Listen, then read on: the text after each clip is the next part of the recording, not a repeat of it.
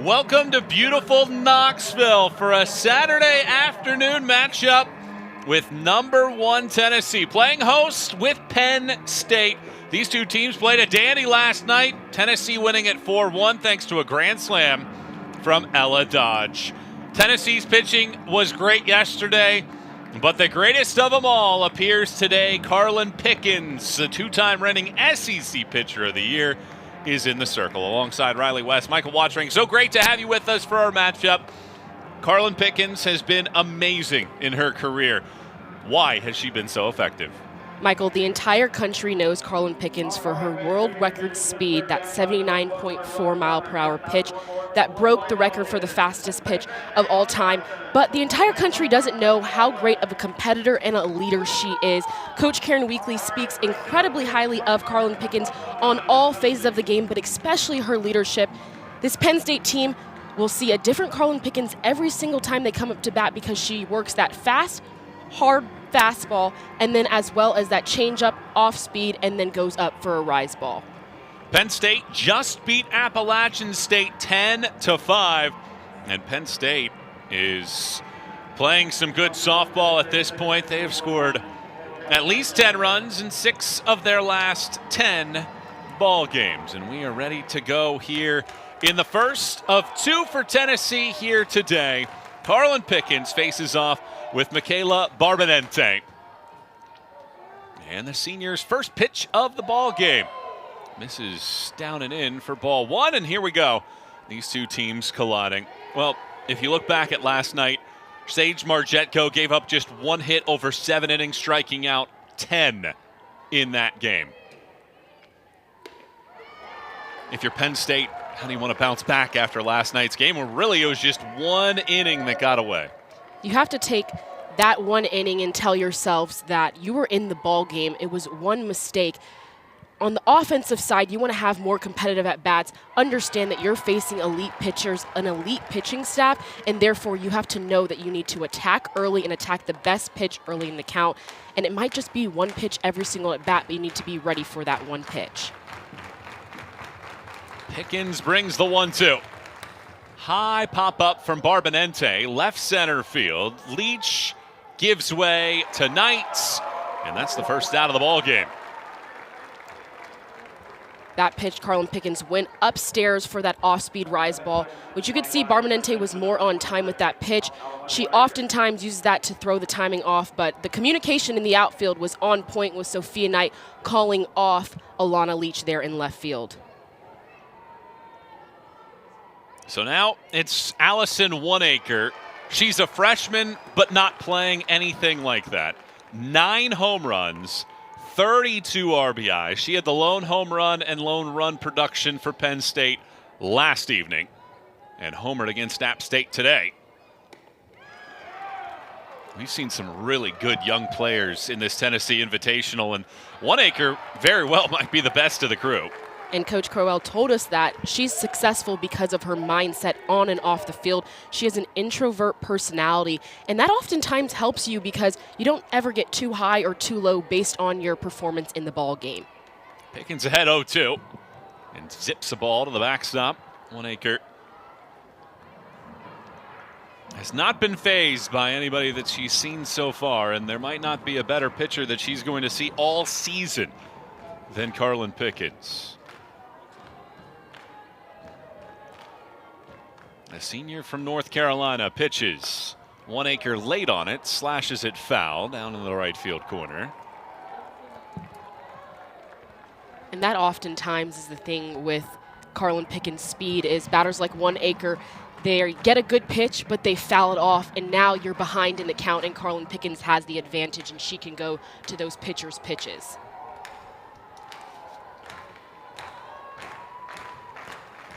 Pickens, 28 career awards. Reddy's with the 1-2. Oneacre hangs around.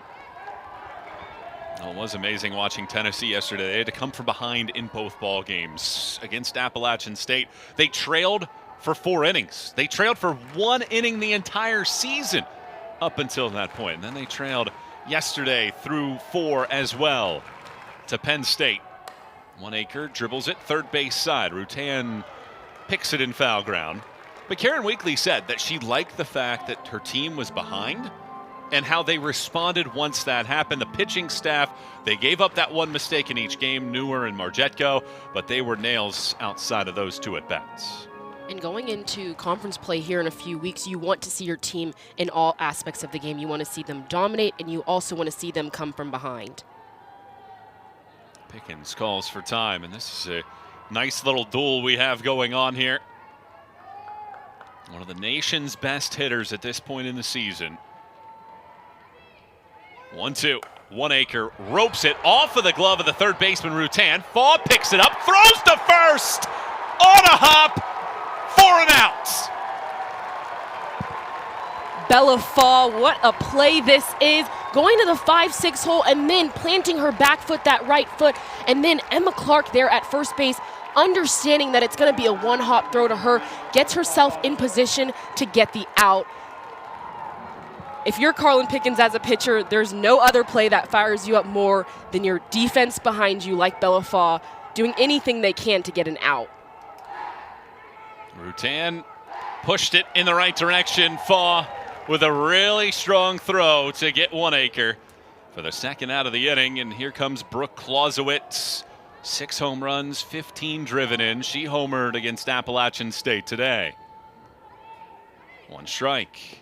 Misses down. But going back to that last at-bat, 1 acre, the freshman, slowly worked that count and was able to be on time. And you don't see many people pull Carlin Pickens' ball to the left side of the field.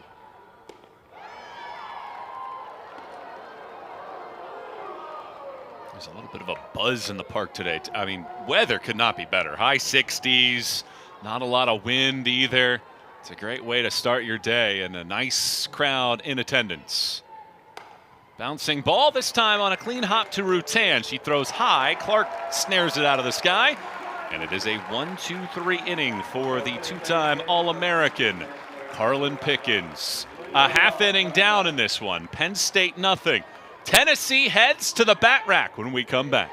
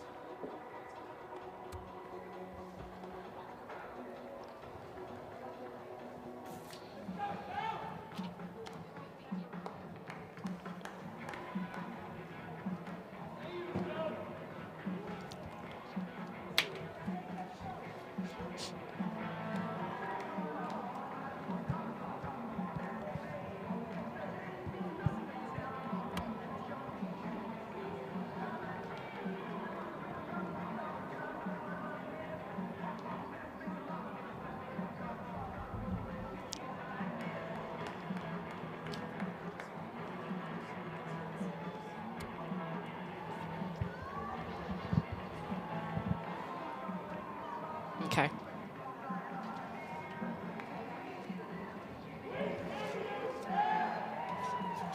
Carlin Pickens tosses a 1-2-3 first inning, and now Tennessee steps to the plate looking for a little bit earlier action here today. It took them until the 5th inning yesterday to get their runs rolling. Michael Watring, Riley West, and our crew with you. And how does Tennessee get the bats rolling quicker in this one?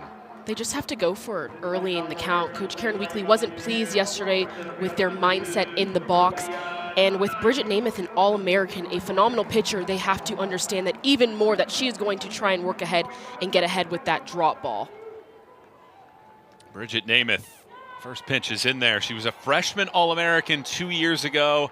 Last season faced 4 Texas Tech batters on opening day and then sustained an injury and missed the rest of the year.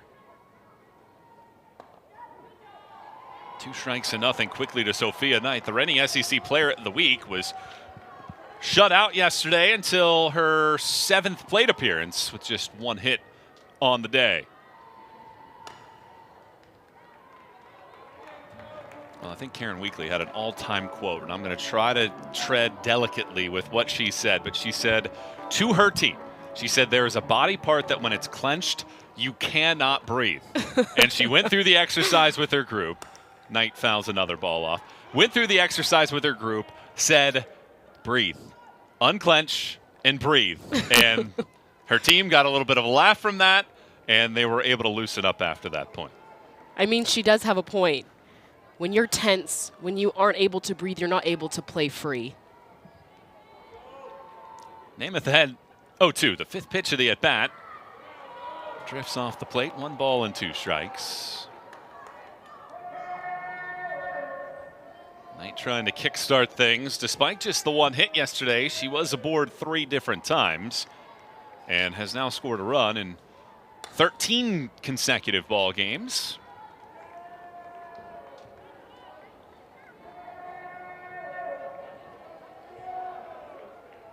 Sophia Knight just passing information this at-bat to the teammates behind her, fouling everything off right now. Bounces this off of Namath's glove. She recovers, shovels to first. Not in time. Knight beats it out. Infield single. Sophia Knight doing what slappers do, putting pressure on the defense, makes Namath move her feet just a little bit, but that little bit of movement from Sophia Knight with the ball helps her to be safe at first because she's creating havoc there on the bases. Puts the ball in play and leads off the game for Tennessee with a base runner. Tennessee yesterday had just 1 base runner in the first inning in their 2 ball games. Gabby Leach digs in. The left-hand hitter takes off the plate away. Leach yesterday was aboard 5 different times with a hit in the doubleheader against App State and Penn State.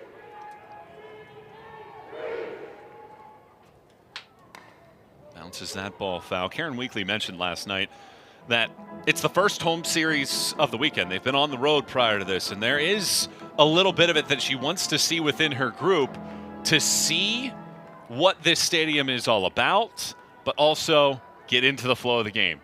Absorb what luxuries you have as this ball's bunted in the air. It drops. Everybody's safe. Leach at first, Knight at second. That's a base hit. This was a miscommunication from catcher Madison Seidel and Bridget Namath, the pitcher.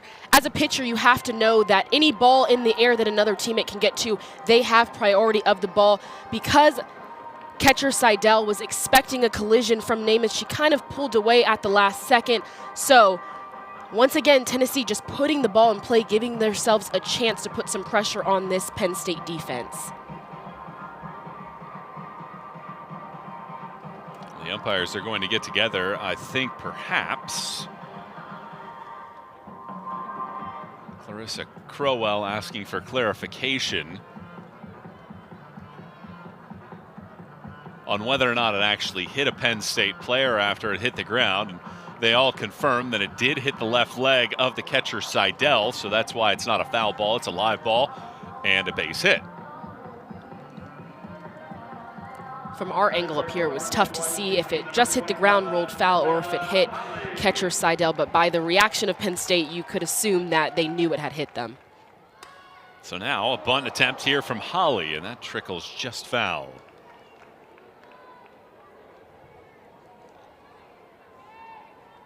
Coming into this weekend, a point of emphasis for Coach Weekly was that her team needed to get more bunts down.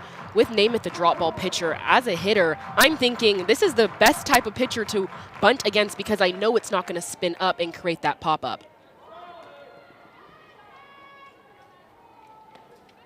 A ball and a strike to Taylon Holly, the freshman designated player, hitting .310 for the season.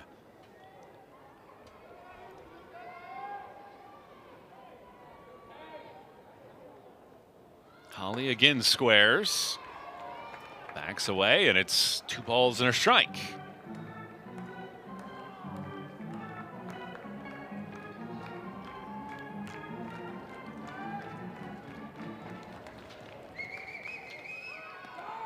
Three and one now. Holly had a 2-run double in the 6th inning against App State yesterday and went 0 for 3 in the nightcap against the Nittany Lions. Talon Hawley's composure in the box has been what's most impressive for me. And rolls this down there perfectly to get both runners up. Sacrifice works 5-4 to get the runners into scoring position. Just the perfect situational bunt. Tay Hawley keeping her feet planted in the box, waiting for her barrel to hit the ball, not worried about being safe herself. And then, most of all, just being selfless, giving herself up to move the runners into scoring position for Ella Dodge. Dodge had the big hit last night against Penn State, a grand slam in the 5th. And she takes ball 1 off the plates to start this sequence. Dodge 5 homers, 23 driven in, and can give Tennessee a boost here in the 1st inning.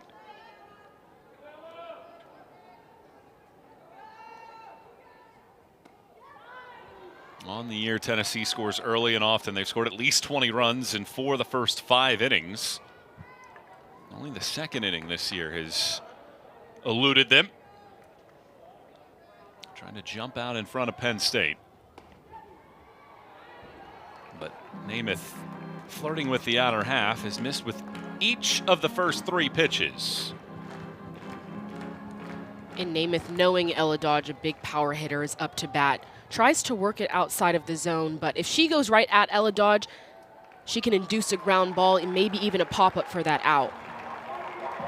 Tried the outside corner on all 4 pitches and never found the zone. So, a base on balls, and the bases are loaded, and some early action in this one. After Tennessee was quiet to start the game, Bridget Namath will have a chat with her coach, Clarissa Crowell. Namath, 2 outings this year, longer than 3 innings. She's only walked 5 in 25 innings coming into this game, but issues that walk. And Namath had to deal with the emotions of being injured last season, but playing with a lot of joy and gratitude to be back on the field this year. And when you miss an entire season with an injury, that is a tough pill to swallow, and she's elated to be out there, even with being in a jam here against the #1 team in the nation. Elsa Morrison stands in, and she takes strike 1. And for Namath, coming back after that injury, playing in this environment against the #1 ranked team, she probably has that 1st inning jitters right now and just has to work back into this count. 1 ball and 1 strike. Tennessee looking to jump out in front here in the opening inning. Swing and a miss from Morrison, and she finds herself in a 1 ball and 2 strike hole. After every pitch that Namath has thrown this at bat, she has looked and pointed at her catcher Seidel and told her good job making eye contact. I get this feeling up here that the battery is locked in together. And Seidel has Namath's back, and Namath has Seidel's back. Morrison dribbles it back to the circle. Namath comes home for the out at the plate. Throw to first is not in time, but they erase 1 of the base runners for the moment and keep the game scoreless. Seidel just working that drop ball, forcing Elsa Morrison to just stick her barrel out there to prevent a strikeout, and then with the heads-up play going home for the easy force out. Well, this would be quite the Houdini act to get out of this inning. Clark swings and misses. Back-to-back singles, infield singles at that, to start off this inning. And with the bases loaded and just 1 out, Namath trying to get out of this jam. Quickly ahead, 0-2 on Clark. The more this inning has gone on, the more you see Namath getting fired up on the mound, pointing at her catcher after every single pitch, starting to feel like the momentum is shifting. That ball hits Clark on the elbow on an 0-2 pitch, and Tennessee takes an early lead. And it doesn't always take a big hit, especially 0-2. Emma Clark just being tough, staying in there, knowing that getting a hit is an RBI for her. She's behind in the count, so she'll take it and go down to first. So Tennessee takes a 1-0 advantage, and now here comes Alana Leach. Quickly takes strike one. Has not phased Namath. She quickly comes back in here.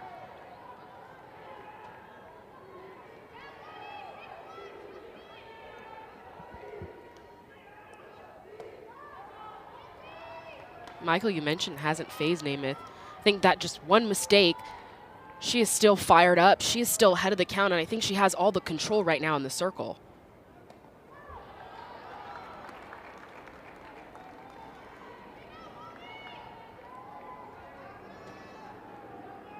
Two and one.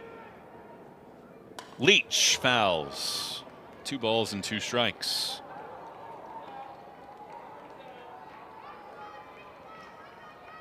Yesterday, Tennessee was 5 for 18 with runners in scoring position. And Leach swings and misses. Good bounce back from Namath to respond after the bases loaded hit batter. Namath getting ahead with that drop ball and then moving it on a different plane to catch Leach just behind it to end the inning. Tennessee gets the run but leaves the bases loaded. It's 1-0. Lady Vols through 1.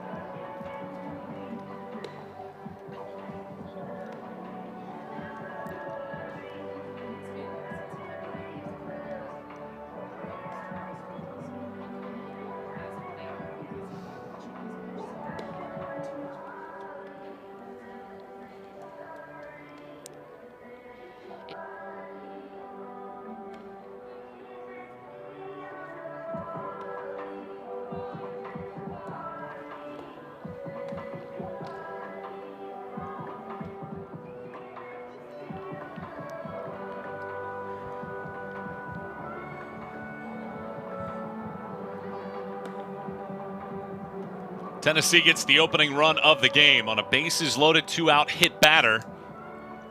And Carlin Pickens, after a 1-2-3 first inning, throwing just 15 pitches, now faces the heart of this Penn State lineup. And a Penn State team that is 15-3 on the season. They're now 7-0 on Saturdays and 3-1 following a loss this season. They have had that bounce back ability so far this season and now trying to solve one of the game's greatest puzzles in Carlin Pickens. Kirsten Finarelli leads off, .316 hitter for the year, homered against App State today. Swings and misses on the first pitch. Carlin Pickens is one of the hardest puzzles to beat in the game of softball, and if I'm Penn State, I'm going to pick a speed and I'm going to sit that for the rest of the game. Right now, she hasn't really shown that she's going to work that off speed, so I'm going to sit that hard and fast. And if I'm a right-handed batter, I'm going to expect hard and fast in early in the count. Fouled back. What's a mindset have to be against not just Carlin Pickens, but against the Tennessee team in general, where they have not given up more than 1 run in any game so far this year? The mindset has to be that I don't have to wait till my second or third at-bat to get adjusted. From the first at-bat, I have to be ready and on time with all speeds. This one right here, Carlin Pickens just coming with the heat, low and in for a borderline that forces Finarelli to swing just over it. First strikeout of the game for one of the nation's best in the category. And with 1 out and nobody on, Natalie Lido stands in. Lido last night was 0 for 3 against Sage Margenko.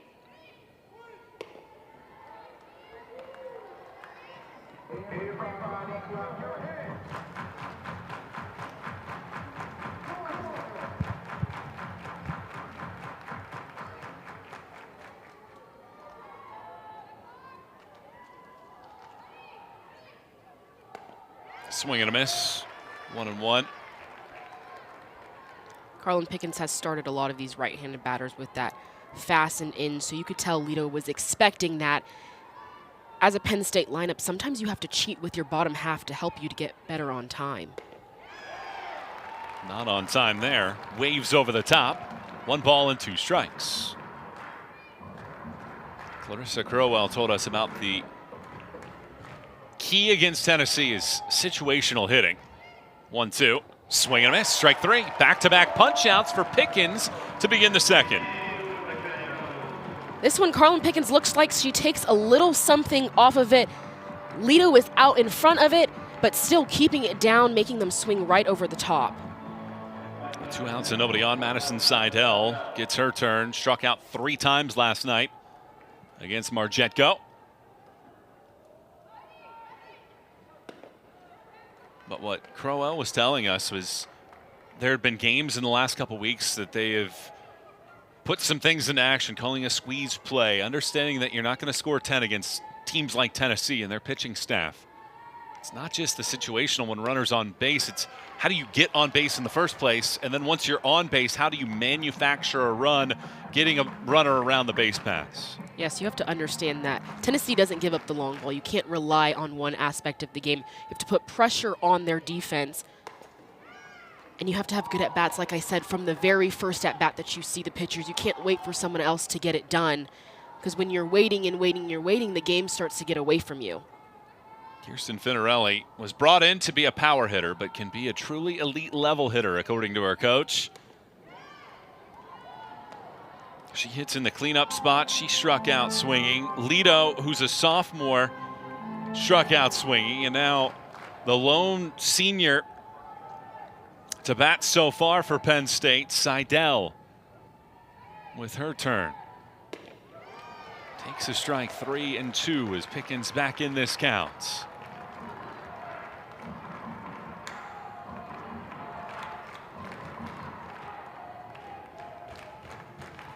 Payoff pitch. Misses inside. It's a good take from Seidel, and with 2 outs, the first base runner of the game for Penn State. And you could see that Penn State dugout, some of them jumping up and down full of excitement. Carlin Pickens doesn't give many free passes. And Seidel just with a really good eye, especially on a 3-2 when you think she's going to bring it and she's going to give something over the plate, just being able to lay off is really impressive. So Kara Bonner stands in. She fouls the first pitch off. One senior with a great at bat. Let's see if Bonner can replicate that now with 2 outs. I like that first pitch swing by Bonner. Just that's helping her get on time, seeing if she's early or late. Watches this ball zip to the sky. 1 ball and 1 strike. Bonner struck out twice yesterday against Margetko, who fanned 10 for a 3rd consecutive start.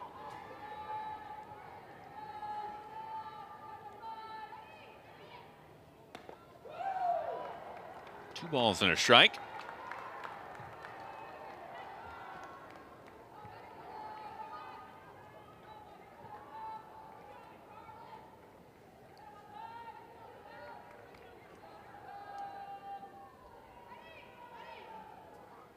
Swing and a miss from Bonner.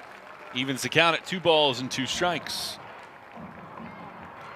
And that's how effective Carlin Pickens' speed is. It's coming in so fast, you have less than a second to decide, am I going to swing or am I going to hold off? So that ball that works down, you see the speed and then you want to go for it. The speed up this time. And Bonner strikes out swinging as Pickens strikes out the side in the second. Carlin Pickens worked that speed and down the entire count, and then she went up with that off-speed rise ball and then puts her hands up, gives Bonner a little wave back to the dugout. To the second, to the bottom of the second we go. Tennessee leads 1-0.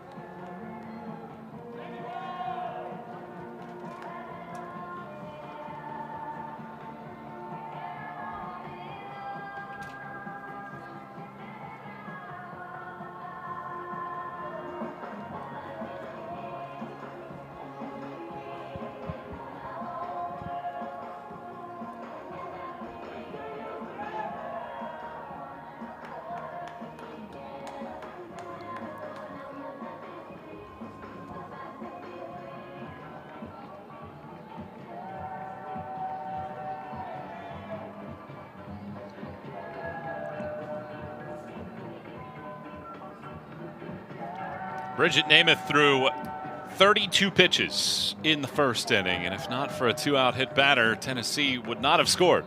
But the Lady Vols lead it 1-0 as the 8, 9, and 1 hitters due up for Karen Weekly's crew here in the second. Maddie Rutan starts it off. Rutan dazzled defensively last night against Penn State. She also reached base all 3 times with a hit and 2 walks. And she starts off the bottom of the second inning for the top-ranked team in the nation. Tennessee now down one of the 4 remaining undefeated teams. Florida losing last night in a crazy one to UCLA, 15-12. It was 6-4 through 1 and 9-7 through 2. Rutan floats it over to first base, and the catch is made by Finarelli. But I think that was one of the things that Karen Weekly was pointing out last night about her team. They did not play their A game, but they still found a way to win both of those games against App State and Penn State. And that's what makes elite teams elite. Not every night is your lineup going to be on. Not every night is your pitching going to be on. But it's a matter of, can we get it done when something isn't at its best? And it showed a lot of heart and fight from Tennessee to stay in the game, stay in it late in the game, and to not give up even when it got tough. Bellafaw standing in, 207 hitter for the season, made that really good defensive play in the first. Had a couple sack bunts last night. And that pitch skims her knee, and she's aboard. A second hit batter for Namath. Namath had only walked 5 in the first 25 innings of the year, and she's given up 3 free passes the first time through the lineup. Namath this entire game has tried to go hard and in on these righties, and she's not afraid to go in on these righties, as you can tell with those 2 hit-by pitches. But if she just stays there and moves it 1 ball in, she's going to induce a lot of ground balls to the left side. Sophia Knight now stands in. Bounced the ball to the left of the circle in the first inning that Namath could not corral. And Bellafaw there at first base. Coach Karen Weekly told us that everyone on the team knows their role and knows their job. And Bellafaw's job is to turn the lineup over for players like Sophia Knight. And then Sophia Knight's job is to look at the field, see where there's a hole in the defense, and then put the ball where that hole is.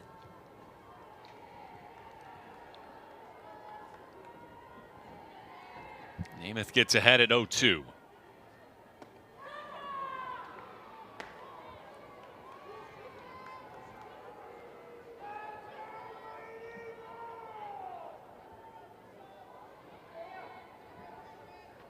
One, 2. Bouncing ball, third base side, drifts foul. Any challenges for a hitter at this point in the game with the pitcher in the sun and the batter's box in the shade? I think it's more of a challenge for the batter because you're seeing it come at 2 different angles per se. On this play, Oneacre, the freshman at third, very smart to let it go foul. If I was her, I would have even taken 1 more step to make sure it was fully foul before I started to pick the ball up for the throw. Knight rips this off of the glove of the second baseman, Barbonente, into right field. Around second to third goes Faw. Knight moves to second base. 2 hits in 2 innings for the SEC Player of the Week, and Tennessee in business again in the second. Sophia Knight doing her job, finding the hole, going from that slap right to the power swing, and then Bellafaw with the great base running. As soon as she sees it tipped off second baseman Barbonente's glove, she is going hard into third, and then Sophia Knight just trailing her to get to second. If I'm Penn State, I'm going to cut that ball off to make sure I don't allow the speed of Sophia Knight to get to second base in scoring position. But just a rocket off the bat, being able to go from a slap to a power swing in just 1 pitch is really impressive and hard to do when you're dealing with the shadows in different speeds in the box. Madison Seidel just called for time to go speak with the pitcher. And with runners at second and third base and 1 out, Gabby Leach digs in. Tennessee by a run here in the second. Leach takes just off the plate away, ball 1. She had a bunt single on a pop-up that Seidel couldn't rein in, would later come around to score the game's lone run.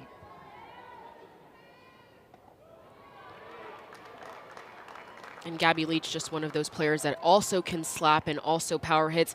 She's standing in the box and hitting right now, and her goal should be to just drive anything she can to the outfield.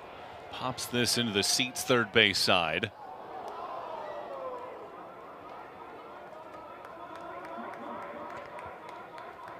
He's giving the face that he should have caught it.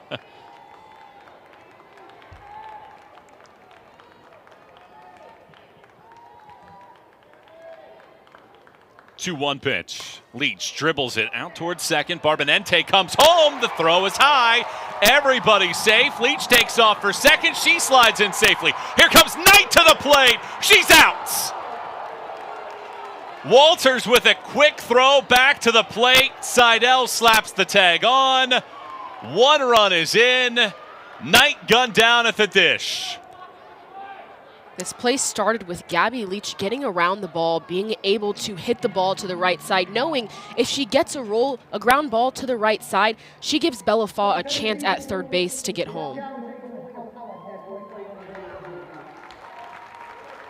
Karen Weekly immediately wanted to go to the headset to take a look at this with Seidel perhaps in the baseline.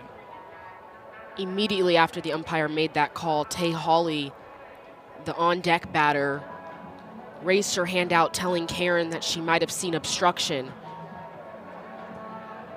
That play was happening so fast, it was a bang-bang play, so it was hard to see if Seidel was in the base path of Sophia Knight before she caught the ball.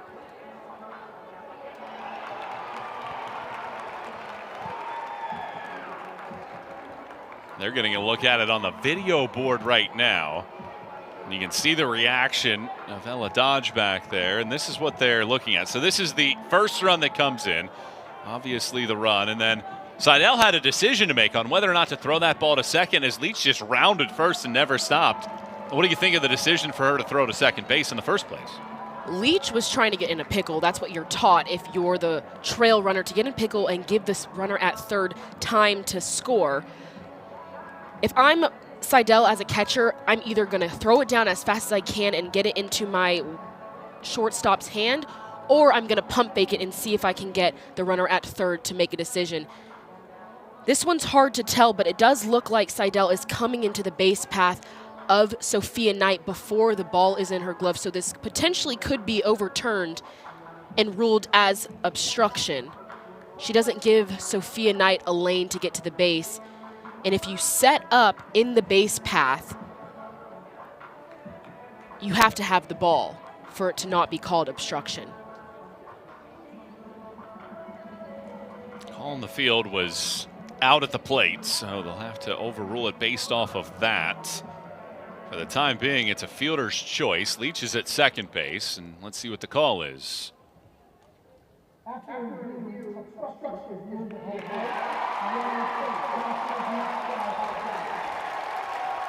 And indeed, it is obstruction, so they overrule that. Leach at second base. 2-run score on a dribbler to second, and Tennessee's margin is 3. And this is just the definition of putting pressure on your defense. It started with Gabby Leach having a little dribbler to the right side, allowing Bella Faw to score, and then Gabby Leach, that was really impressive and smart for her to know if she just gets in a pickle, if she makes some chaos happen down at second base, the speed of Sophia Knight at third is easily going to be able to score, obviously with the help of that obstruction call, but either way, Sophia Knight was on her high horse getting home. We mentioned that Clarissa Crowell wants to see her group manufacture runs. Well, that's what Tennessee's been able to do so far in this one. And with still just 1 out in the inning, it is Taylon Holly's turn. And a sacrifice bunt in the first inning, and it's another perhaps exhausting frame coming up here for Bridget Namath. Runner at second base and 1 out. First pitch to Holly. Hits the knees for a strike.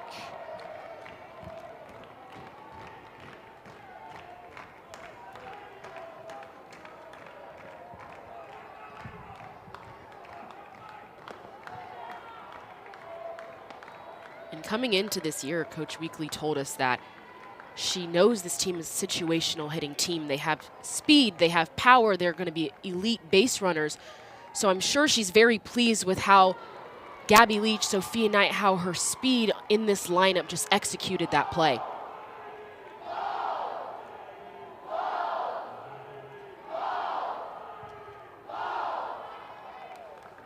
Tennessee's the #1 team in the country. They have great pitching, but I think the variety in which they can score runs at the plate is the ultimate separator for them. Holly pushes it foul. Saw the grand slam last night from Ella Dodge, and then you saw extra base hits, patience at the plate. You saw infield singles, balls into the gap, and here today, they have hit just one ball out of the infield, but scored 3 times.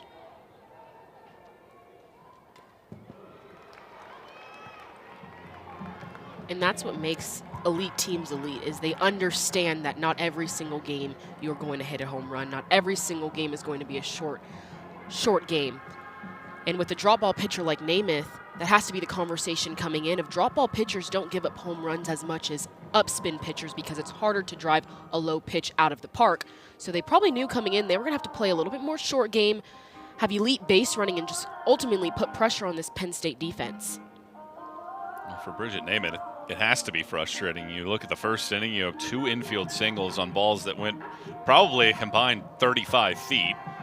You walk a batter, you hit a batter on an 0-2 count, and then this inning with 1 out, you hit another batter, and then Knight hits a ball hard that Barbonente nearly snagged at second, and then you get the ground ball to second base and 2 runs score on it. The 2-2. This is outside, 3 balls and 2 strikes to Holly. And softball is a game of momentum. So one error can turn into another, to a mental mistake. Holly rolls this. Barbonente grabs it underhands to get the out. Leach trots over to third. Second out of the inning. Tay Holly just rolling over on another Namath drop ball. Namath doing a great job of working them down, knowing that she has to rely on her defense. But Tay Holly tried to pull it and got around it on that one. So with 2 outs, 2 in, Ella Dodge takes strike 1 from Bridget Namath. Looking to limit the damage here in the second inning.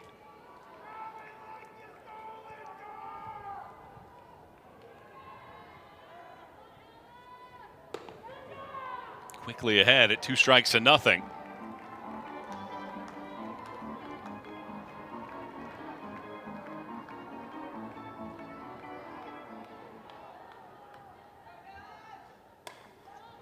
Penn State pitching had gone 53 1/3 innings without conceding a home run until Dodge's grand slam last night. 8 straight games without giving one up. But that grand slam was the difference in the game in a 4-1 Tennessee win. Dodge lifts this to left field right in the tracks of Hannock. And that's how the inning comes to an end. But another eventful long frame for Tennessee. They get 2 runs on a grounder to second base with live and alert base running. Lady Vols lead it 3-0 through 2.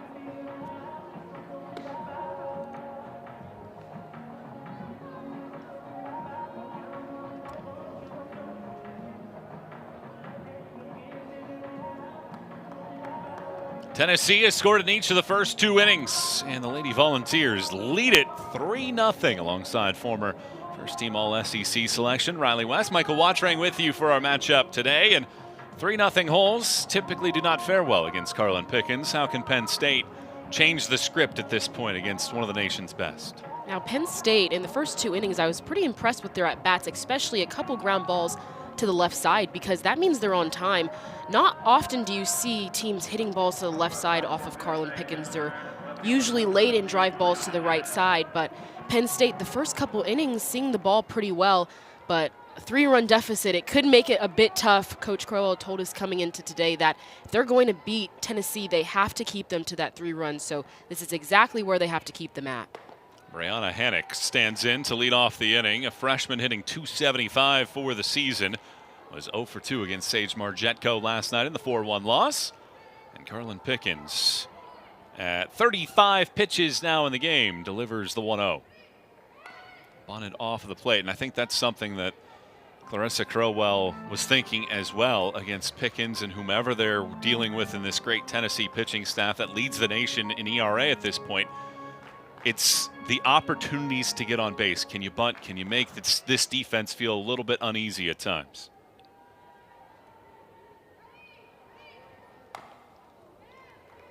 And sometimes you just have to do what it takes, right? So she just tried for that bunt.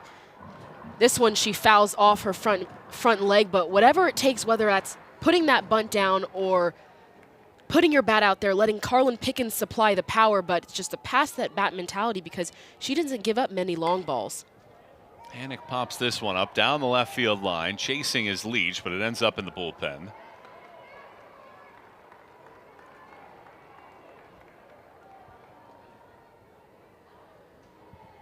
Karen Weekly talked about this pitching staff that has been either number 1 or number 2 in ERA in the nation in each of the last 3 years. She wants the variety within the group.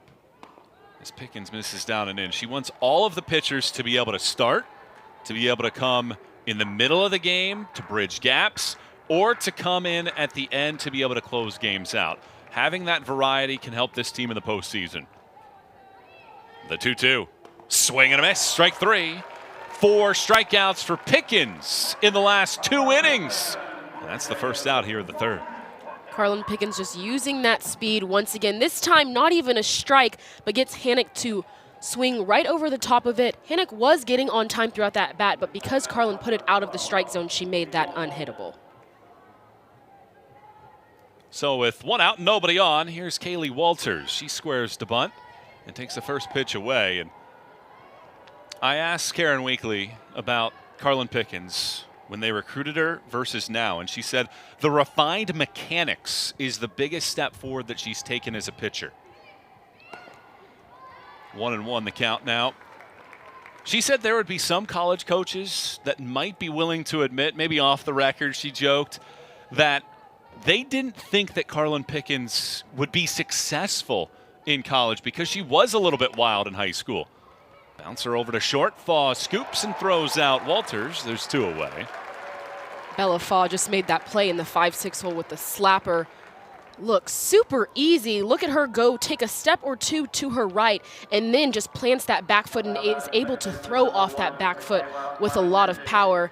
But Michael, back to your point of Carlin Pickens and basically her evolution that Coach Weekly mentioned. I played with Carlin Pickens, and I got to see her freshman year. In that freshman fall, yes, she had that speed and that power, but yes, she was also a little bit wild too. So to see her control and how that's evolved has been one of the most impressive parts from the outside perspective now. Michaela Barbonente standing in, takes strike 1. A fly out to center in her lone at bat so far. To that point, now Pickens understands if she misses on a pitch, let's say like that, she knows exactly what was wrong, what needs to change. When she first started, she had no idea how to make those adjustments from a pitch-to-pitch basis. Now she does. But along those lines as well, you also see somebody that has been one of the nation's best, and as a freshman, she was maybe a little bit timid. Now she likes to celebrate. She's more of a leader as well. She's an ultimate competitor. sometimes when I would play against her in practice, if I had success against her, the next at bat, I'd almost be a little bit nervous thinking, oh, now she's really going to be competitive. She's going to be even tougher. Get strike 3 called on the inside corner. Pickens freezes Barbonente, and it is a 1-2-3 inning for the two-time reigning SEC Pitcher of the Year. Carlin Pickens getting Barbonente to freeze because she's getting better and better every single at bat, working different quadrants, and at the end of the day, working with that high heat. Pickens is heating up. She hasn't allowed a hit through 3. The number 1 team in the country leads Penn State. It's Tennessee 3 and the Nittany Lions 0.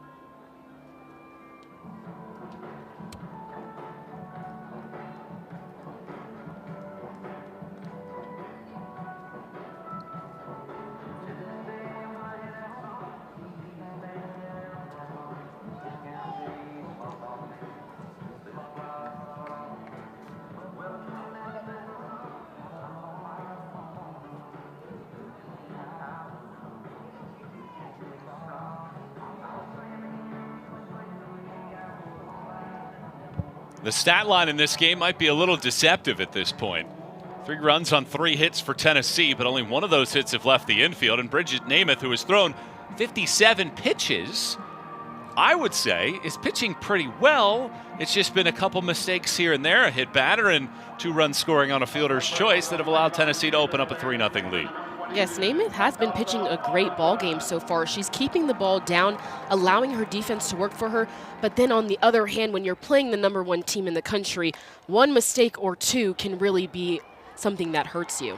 Morrison rolls the first pitch to 1 acre, and the freshman tosses out a fellow rookie. 1 pitch, 1 out here in the 3rd. And 1 acre there at third base, just going to the backhand, staying composed. He even had a little bit of a hesitation, but still gets Elsa Morrison out by a good bit there, but staying composed on that backhand, knowing that she has time. She read the speed and direction of that ball.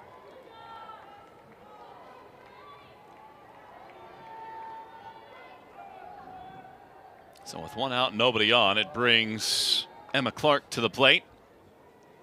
Clark was hit by a pitch with the bases loaded and 2 outs in the first on an 0-2 count. And now it's 1 ball and 1 strike.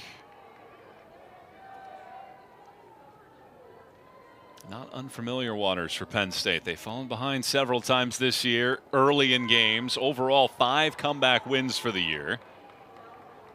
Maybe a little bit more challenging against the number 1 team in the nation, and you're seeing those fine margins against Tennessee this weekend. Swing and a miss on a pitch up. That is a strikeout. Number 2 for Namath. That strikeout from Emma Clark, it almost looked like it was a guessing game for her. A late decision to go for it, but Namath going up as a drop ball pitcher, that's hard as a batter to stay with in that at bat because you see the ball down so much, and then she goes up and it looks like it's going to be belt high and perfect, and then it goes to your letters. So with 2 outs and nobody on, it's Alana Leach's turn. She was the first strikeout victim that ended the first inning and left the bases loaded. Here she floats it towards second. Barbonente with the sunglasses on, staring into the sun, squeezes it, and a much-needed quick 1-2-3 third inning. First time today, Tennessee does not score. We go to the 4th. It's the Lady Vols 3 and the Nittany Lions 0.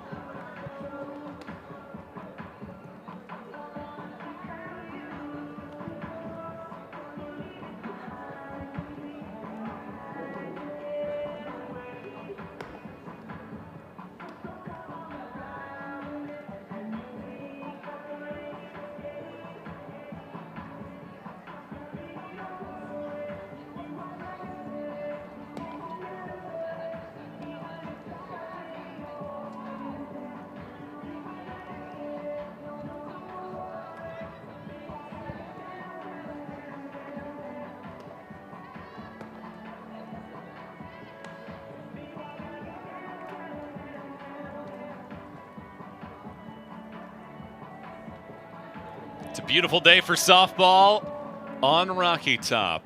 Tennessee 3, Penn State 0 in this matchup, alongside former first-team All-SEC selection Riley West. Michael Watring with you for our matchup here today. Great to have you with us, and a great matchup coming up here. It is the two-time reigning SEC Pitcher of the Year, Carlin Pickens, and maybe the top freshman hitter in the entire country in Allison Oneacre. And Oneacre was robbed of a base hit in the first inning by Bella Fall after it hit Maddie Rutan's glove. And let's see how this matchup turns out. 5 of the last 6 outs from Pickens have been strikeouts. Pickens starts the rookie sensation with a grounder out towards short on 71-mile-an-hour pitch. Fall scoops this one up easily and retires Oneacre for the first out. Oneacre once again on time for Carlin Pickens, hard and fast, but Bella Fall understanding speed and direction of this ball. She does knock it down and bobble it, but doesn't rush, doesn't change anything, just picks it up and gets the out there at first. Pickens ready to go now to Brooke Clausewitz, who grounded to third, her lone at bat so far.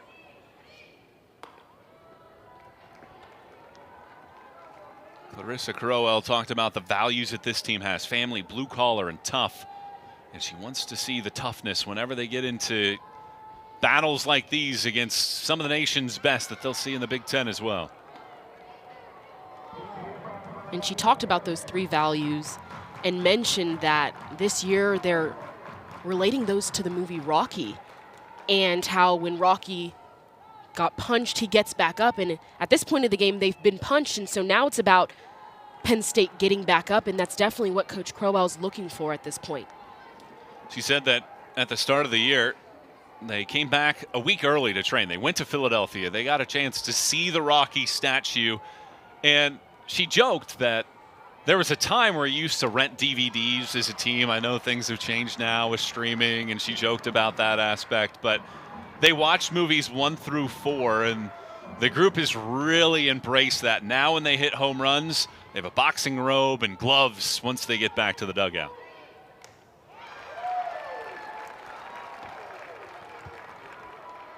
Seems like home run celebrations are getting more advanced nowadays. Penn State with the robe and the boxing gloves, Tennessee on the other side. They have a bat and a hat that says Mommy. They even throw some money in the air. So there's more to just hitting a home run nowadays. You have the added celebration in the dugout afterwards. I think it is harder now to come up with an innovative and creative home run celebration almost than it is to hit SEC or national caliber pitching at this point. So a walk to the right-handed hitting Brooke Clausewitz, and now here is Kirsten Finarelli taking strike 1 from Carlin Pickens. And if you're Penn State right now, and Carlin Pickens, reigning SEC Pitcher of the Year, gives you a free pass, you want to get something out of this, whether that's putting extra pressure on the defense. You want to try and scratch a run across now that she's allowed a run to be put on base, a runner to be put on base. Well, to our point about the Rocky film, she said that fighters fight. Sometimes you'll get knocked down, but are you willing to get back up? Yesterday, they got knocked down by Tennessee on that grand slam from Dodge. They're down 3-0 in this game. 0-2. Finarelli watches it skip up there. It trickles up the first base line, allowing Clausewitz to take second base. Clausewitz just keeping her hips facing towards second on this ball in the dirt to Elsa Morrison. That's a tough pitch to be able to block and keep in front of you to give yourself a chance to throw, especially coming out of the hand of Carlin Pickens. It's got some speed, picks up some speed once it's going down in the zone as well. Pickens readies with a 1-2.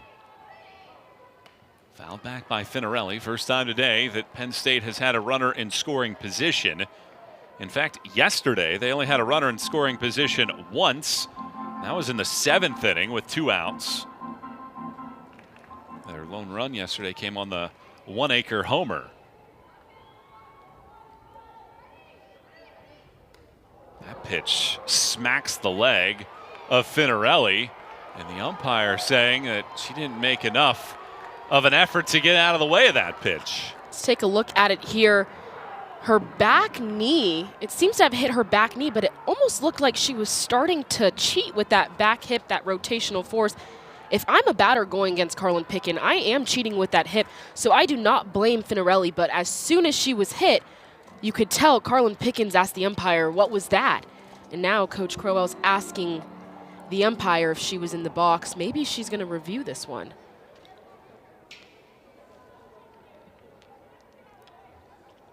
I think at the very least she's asking for some level of an appeal on whether or not Finarelli was trying to get out of the way of that one. I mean, that pitch came in at nearly 76 miles an hour. Tough to get out of the way.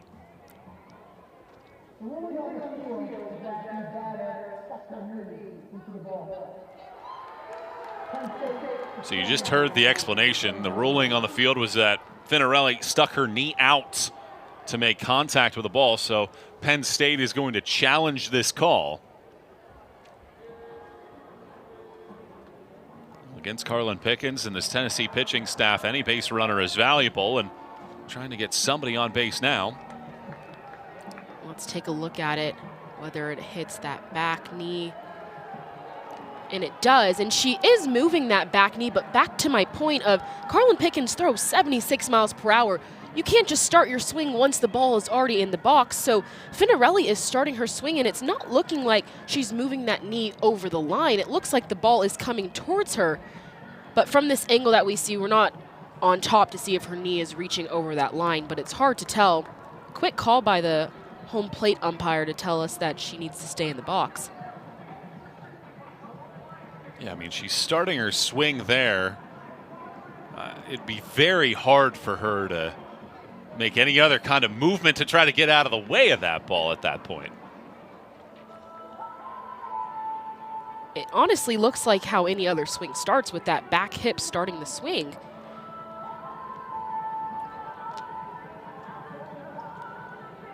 At first, I did think maybe it hit the front knee, and she was leaning over. But yeah, that back knee.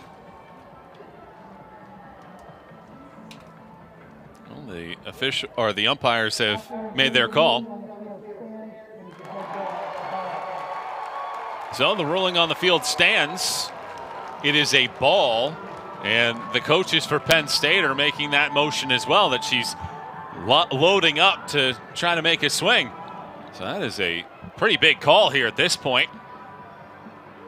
That is a very big call, but you have to also go back to what the initial call was, because you have to have evidence to overturn it. So maybe if it was called the other way around, it would have been hard to overturn as well. But I know I keep saying it, but Finarelli just starting her swing and it comes in on her. That's a tough position for her to be in. She want to cheat with that back hit, but you also, if you're given a free pass by a hit by pitch, you want to take it. So dead ball, it is a ball. 2 balls and 2 strikes. A runner out at second base and 1 out. Tennessee by 3 here in the 4th. Pickens pitches. Finarelli smacks one off of the surface to stay alive.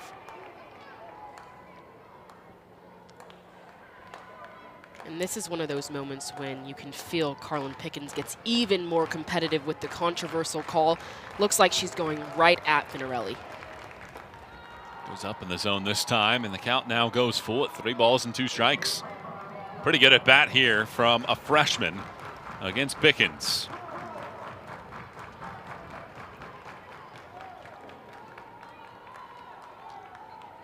Three-two. Finarelli rolls it to third. Rutan picks, looks at third, throws to first, just in time to get the out.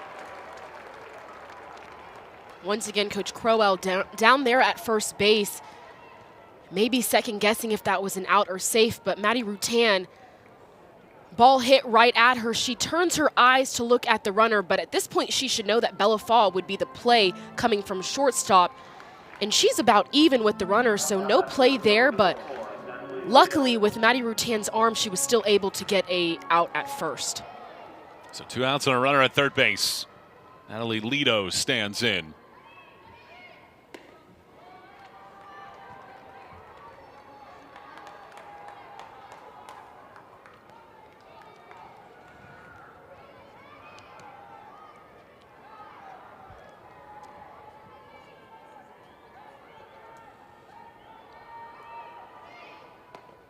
1-1 the count.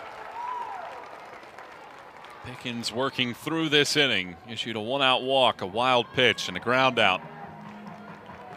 As Clausewitz standing at third base.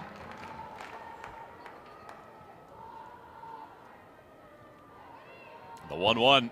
Lito swings and misses. Lead on that one, right around 75 miles per hour.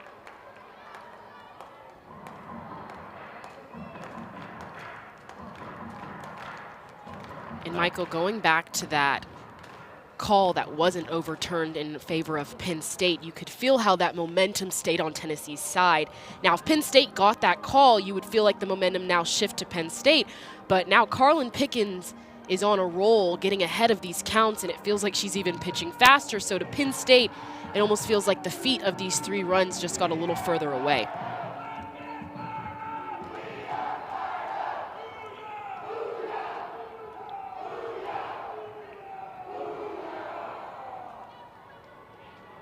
Pickens ready. The 1-2. Lito swings and misses on a pitch down. Pickens celebrates and keeps the runner from scoring in the 4th. Carlin Pickens, this entire at-bat, just worked hard and in and is absolutely fired up after a pretty controversial inning. Tennessee's lead is 3 as we go to the last of the 4th.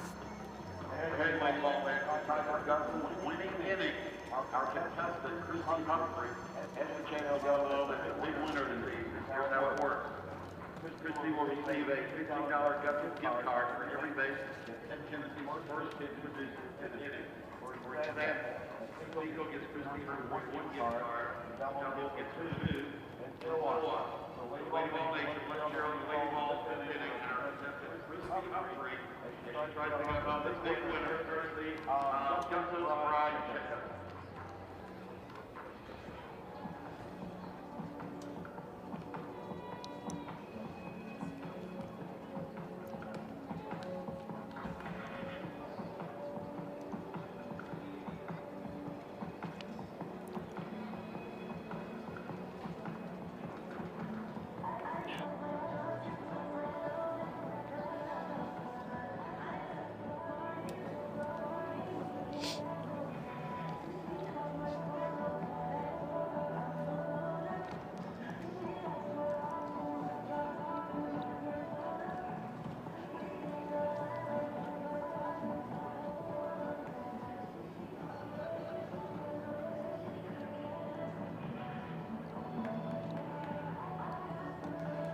Bridget Namath has retired the last 5 batters that she's seen, and threw just 7 pitches in an economical 3rd inning of work.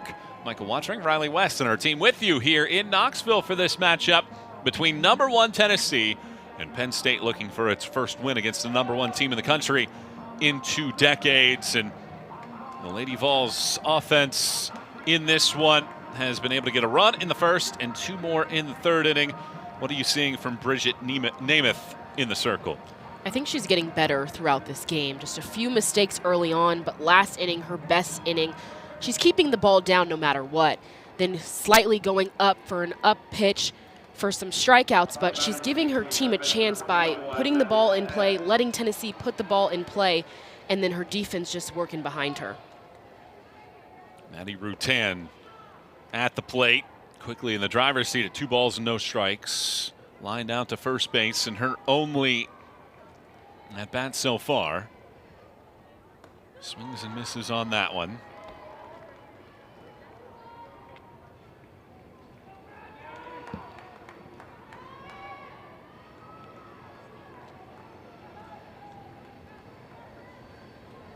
The 2-1. Rutan rolls it foul. Karen Weekly's goal for this weekend was finding a level of consistency with play. They've shown that they can compete at a high level. They've shown that they can beat great teams. They're 6-0 against top 25 teams this season, 3 wins against the top 10. But can they do that consistently? And then ultimately, no more hiccups on things that they can control. That's from the neck up. Rutan pops it towards second base. It's the shortstop Walters that squeezes it for the first out. Karen Weekly also said no hiccups. So that consistency of their mindset dominate, and it doesn't mean dominate by scoring a lot of runs, it means dominate that process and have consistency from at bat to an at bat and pitch to pitch. And then she also said she wants them to be ready from the start, and I think from the previous 2 games last night to today, you could see a difference in that mindset and that process of they were ready from the start today, getting runners on early and pressure on the defense early.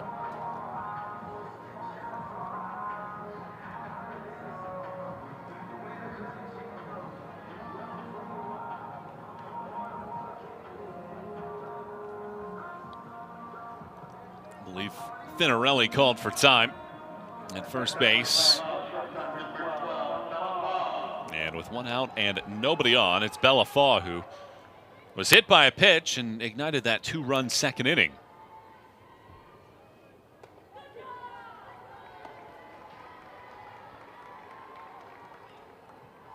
We also mentioned yesterday that their success seemed to be player-led, especially in those innings. Bouncing ball to short. Walters picks it up and throws out Faw for the second out. 7 in a row retired by Namath. It really looks like Namath has settled in. Now she's still working that ball down, but now hitting the corners more so. Early in the game, she had a few hit by pitches, but now she's really rolling those ground balls to her middle infielders. So with 2 outs and nobody on, Sophia Knight, who has singled twice in the game so far and has scored one of the game's 3 runs, digs in. Namath pitches and Knight takes, well, 57 pitches through the first 2 innings for Namath, and a 7-pitch third, and now looking to retire Tennessee batters in 1-2-3 fashion for a second straight inning. Knight changes that. Bouncing ball back up the box and into center field for a base hit. Her 3rd hit of the ball game. Knight is seeing the ball so well today, and she's also staying on path with the drop ball. This time she's swinging away, switching from the slap to swinging away, and is able to stay palm up, palm down, driving the ball directly back where it came from, up the middle. 9th multi-hit game of the season for the junior center fielder. And now Gabby Leach. And she hit that ball with 2 runners on in the second inning to second base that started the sequence that allowed Tennessee to score twice. And Michael, on that last pitch that was in the dirt from Namath that got away from catcher Seidel, you could see Karen Weekly was upset Sophia Knight didn't take off on that. But one thing is, if you hesitate, it's better to not go than to go and get caught. That foul ball ends up right over our heads, and it's 1 ball and 2 strikes.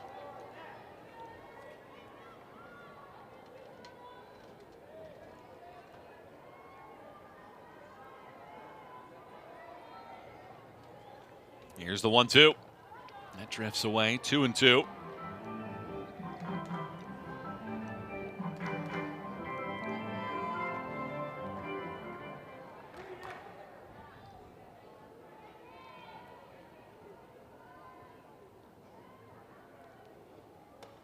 Three and 2. This is a good at-bat by Gabby Leach. Namath has worked it all around, moving farther out with that drop ball than up, and her takes are telling me that she's seeing the ball well because she's not even inching forward like she wants some of these pitches.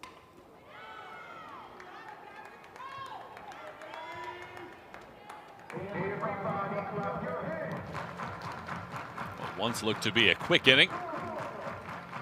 Pitches adding up for Namath.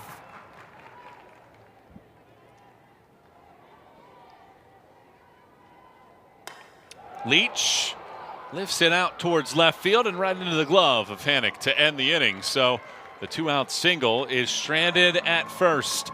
We're through 4 in this one. Number 1 Tennessee 3 and Penn State 0.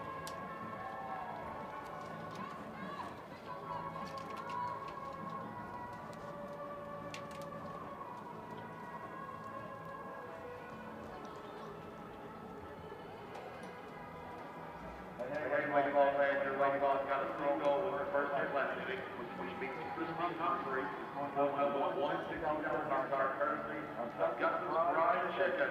Christine Humphrey, head of the management table, now to claim your prize. Fans want to win Gus's Chicken today? Be sure to enter for your chance to participate in Gus's winning inning in our next game. And now, big orange man, it's t-shirt time, and Tennessee, brought to you by the baseball, Super Bowl.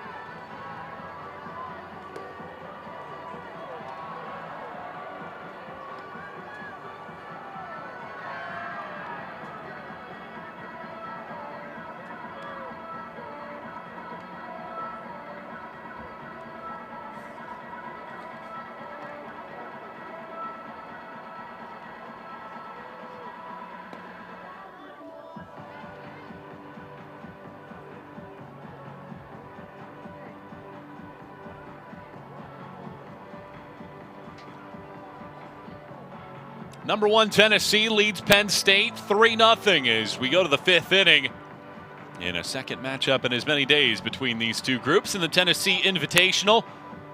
The Lady Vols have only given up 1 run from the 5th inning or later this season. Granted, just 7 runs overall for the season, but the Nittany Lions' path back needs to start here. It is Madison Seidel, who has been one of the 2 base runners allowed by the All-American Carlin Pickens in this matchup.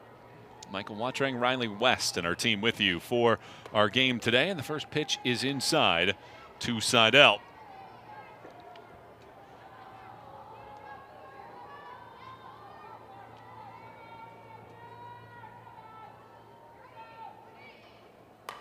Bouncing ball, first base side. Who's going to take this? It is the second baseman, Dodge. He tries to flick it over to first, and Seidel beats it out, and she has the first hit of the ball game for Penn State.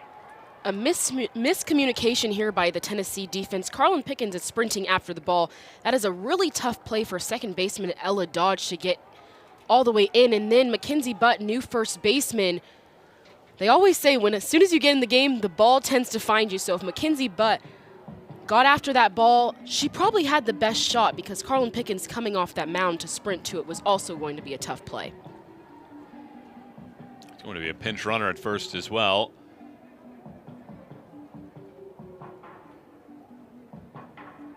Kelly Karwowski steps in for Seidel.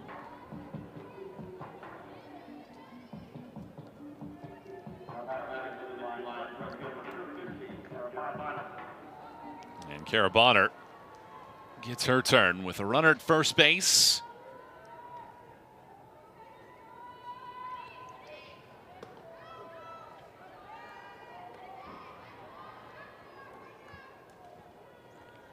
Pickens sitting on 60 wins in her career, has the second most shutouts among active pitchers in Division I softball.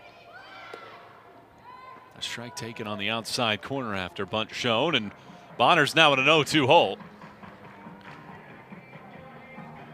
And for Bonner right now, you want to think, I just have to put something in play, make this defense work,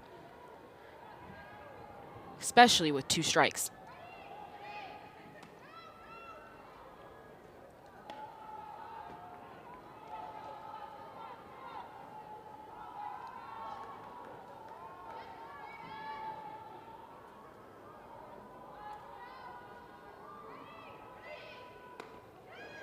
Pitch misses inside. They will appeal down to first base. And she did not go. 2-2.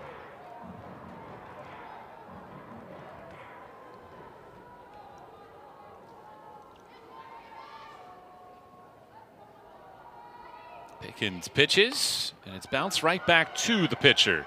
She picks it and throws to first, but throws back down to second. And Karwowski back to the bag. Bonner just sticking the bat on the ball, as I mentioned, right back to Pickens. But this play, a much easier play than the previous ones for Pickens. She's already coming forward after she pitches that ball, so all she has to do is set her feet. And like we mentioned a lot yesterday, that PFP action. Brianna Hannock gets her turn here in the third inning. Struck out and rips this ball off the glove of Fawn into center field. Knight picks it up around third, and in to score is Karwowski. Penn State gets a run back here in the fifth inning on the base hit from Hannock. If you are trying to be an elite pitcher, you have to swing early in the count, and that's exactly what Brianna Hannock did on this pitch. Got a pitch over the white and hits it hard enough. It makes for a tough play for Bella Faw, but then the smart decision by Sophia Knight in center field to not throw the ball all the way home, allowing Hannock to get second base and be in scoring position. She just gets it right back into second base to prevent another runner from being in scoring position.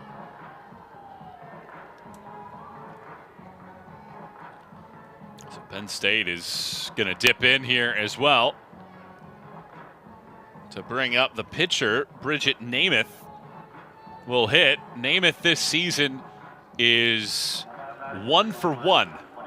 Has a single and an RBI in her only at bat of the year. Left-handed hitter. Takes a first pitch strike.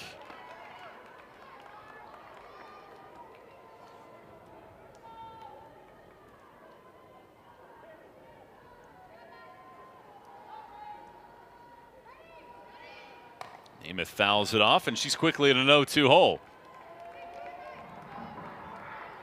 I like that Namath is attacking, but when you're going against Carlin Pickens, getting in that 0-2 hole is tough, but it really does seem like from the first pitch to the second, she's already gotten better at her timing.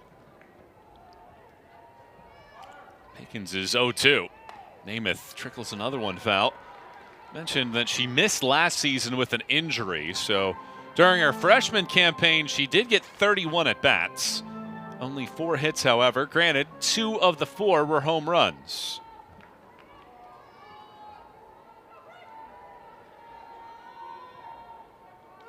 Pickens brings it up there, and Namath swings and misses on the off-speed pitch. Number 7 for Carlin Pickens. It's almost not fair when Carlin Pickens can pitch 76 miles per hour and then drop it way low with that off-speed pitch. One of her first of the game, and that's why she's so elite, is because the first couple innings, she didn't even bring that out. She was just working with that fastball, and now these Penn State batters have to account for a slower pitch and different timing. Pitch is taken for a ball. Morrison throws to first and launches it into right field. But because Hannock had slid back in, couldn't get up in time to try to capture second base.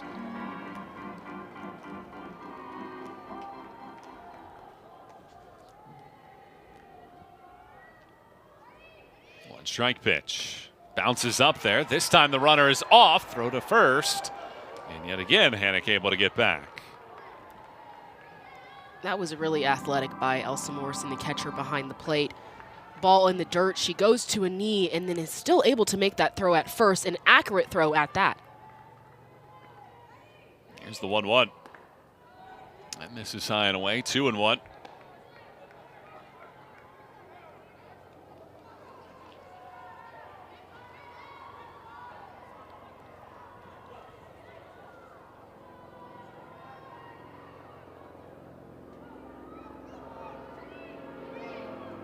Runner takes off, grounder to second base. Dodge gobbles it up and throws to butt to retire the side in the inning. However, Penn State gets on the board. RBI single from Brianna Hannock makes it a 2-run ball game through 4.5 here in Knoxville.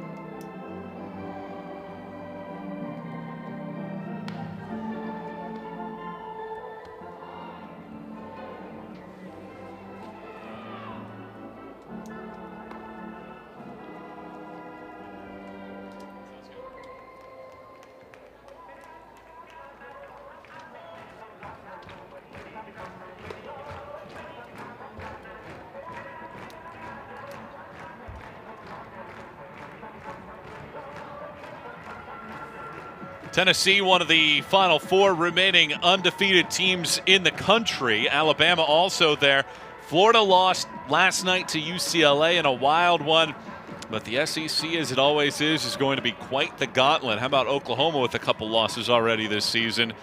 It's going to be a fun year in the SEC. It always is a fun year in the SEC, and this being year 2 of adding Texas and Oklahoma, it just makes the conference that much better. But this preseason time is your time to get acclimated in the lineup, to understand your team, to learn, as in Tennessee's position, how to dominate their process. And preseason's always fun at the end of the day. You get to play different teams because you know once you're in the SEC, the conference play, it gets tough, and it gets real tough really fast. Tennessee with a challenge here against a Penn State team that entered the day 15-3. And Bridget Namath back to work in the 5th inning after her team just put up a run in the top half of this frame. Ella Dodge due up after Holly, and then Morrison also in this inning. Holly squares the bunt and takes the ball off the plate. 5th inning treated Tennessee well last night. They scored 10 of their 13 runs in the 5th inning.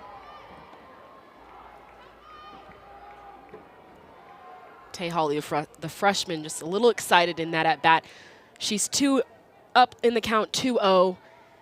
Oftentimes when you're going against a great pitcher, you expect the next one to be a strike because you know they want to come back with the strike. But I've been really impressed all weekend thus far with her composure in the box.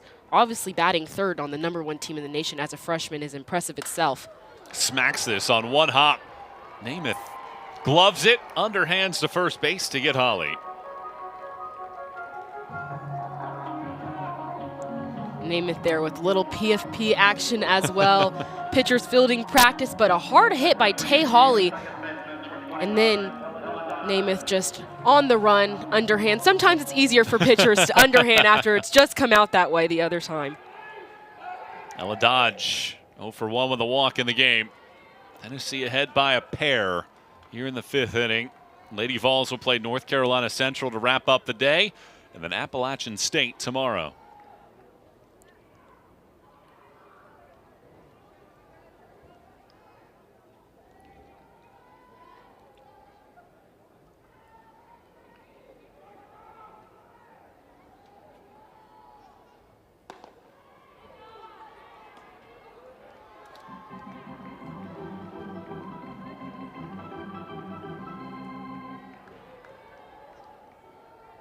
Two-0 pitch. It's high and tight. 3 balls and no strikes here to Dodge. You have to wonder right here if Ella Dodge has the green light with some of the at-bats she's had this season. She thought about that one. A pretty good pitch to hit, but lays off to make it 3-1. And Dodge flies this towards left field. Hannock stays in fair ground to make the catch.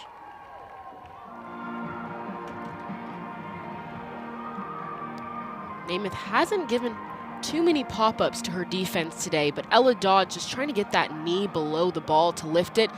But Namath, because she's working on that outside corner, made it extremely hard for Dodge to really get a good barrel on that one. With 2 outs and nobody on, it's Elsa Morrison's turn. And she takes the first pitch strike from Namath. Settling in after an eventful first couple innings. Has given up just the 1 base runner since the 3rd inning.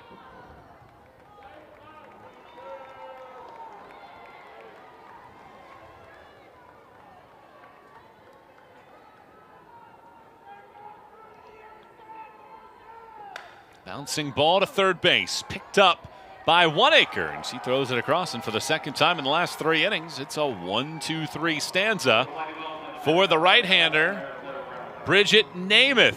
2-run ball game. We're heading to the 6th here in Knoxville.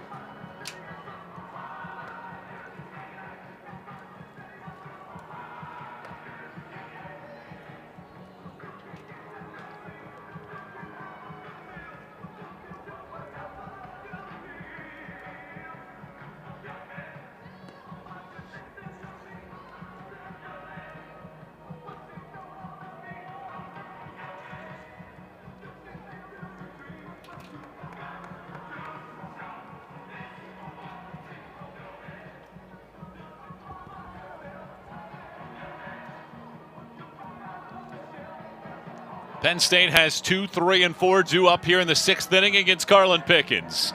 In a 3-1 game, number 1 ranked Tennessee ahead by 2 on its home field, looking to make it a 17-0 start to the season and its 3rd best start in the history of the program. Michael Watrang, Riley West, and the rest of our group with you here on the SEC Network. Great to have you with us for our matchup. Allison Oneacre starts things off, and she swings and lifts this ball on a line over the head of the left fielder, Morgan. One hops right into her glove, and she turns it around quickly. Oneacre inches away from making it a 1-run game. Allison Oneacre just taking a pitch left over the heart of the plate, staying even with it, palm up, palm down, and then driving it into the gap. With the speed of Carlin Pickens coming off the bat of Oneacre, Savia Morgan, the new left fielder, she had all the time in the world to be able to get that ball in and then completed it with a good throw. But that swing from Oneacre just so short and compact, straight to the ball. So here's Clausewitz and Pickens dealing with the tying run at the plate.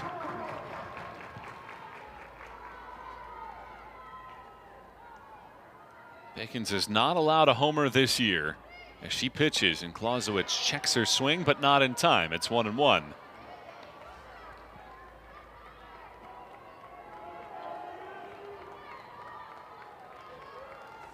Clausewitz drew a walk last time up in the 4th. The 1-1. Smacks it off of the plate. It stays fair. Picked up by the catcher Morrison. Tosses to butt for the out. The runner moves to second base in Oneacre. Elsa Morrison getting out of that squat very quickly and then using her voice communicating to Carlin Pickens that it was her ball. That's a swinging bunt, so the corners have no chance at it. But you can see Carlin Pickens backs off the last second, and then Elsa Morrison just barehanding it, staying low to make a perfect throw to Mackenzie Butt there at first base. Karen Weekly is walking out to the circle now to have a chat with Carlin Pickens and company as Pickens has her pitch count drifting towards 90 at this point in the game, and these are the key situations in this contest. I think if you're Penn State, you're thinking to yourself in the 6th inning, if we had a chance here against Pickens, this is exactly what we want. And now we want to see our hitters come through with a successful at-bat to try to make this game either a 1-run game or tie it up with one big swing. Exactly, Michael. You've seen Carlin Pickens a few times, so now you have to be ready to attack from the very first pitch, and that was what Oneacre did. As soon as something was left over the heart of the plate, she went for it. So now this is what you want to see Finarelli do as well, is attack, attack, attack. Finarelli takes strike 1 on the inside corner. She's 0 for 2, is struck out and grounded out.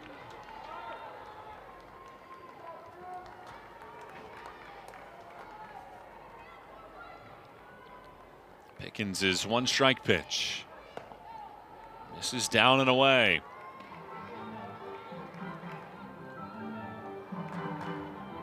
If there's someone you want up to bat in this situation, one of those people is going to be Finarelli. Coach Crowell told us her and Oneacre are named the Bash Brothers on the team.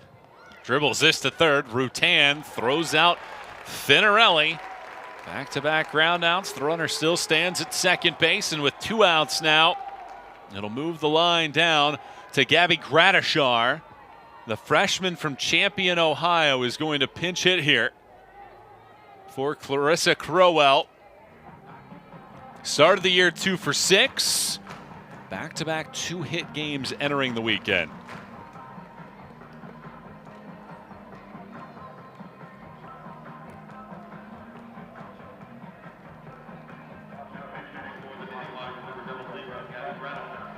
Pinch hits for Lido. And quite a big moment here for the freshman. If you're Gratishar, you have to understand that your coach believes in you enough to put you in this position, but you also have to understand the moment at hand and the pitcher that you're facing. With Carlin Pickens, your best pitch is going to come early in the zone. So as much as you want to get your timing and see a pitch, you have to be ready and almost try and be early against her at this moment. 1 ball and no strikes. Pickens pitches. Check swing from Gratishar. On the appeal, she lays off. It's 2-0.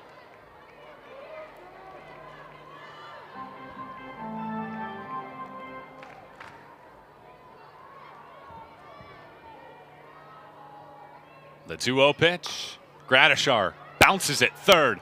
Rutan picks and throws it to first to end the inning. So a leadoff single from One-Acre that nearly left the yard does not come back to haunt, and Penn State strands One-Acre in scoring position in the sixth. Tennessee by a pair as they come to the plate for what they hope to be the final time in the bottom of the sixth.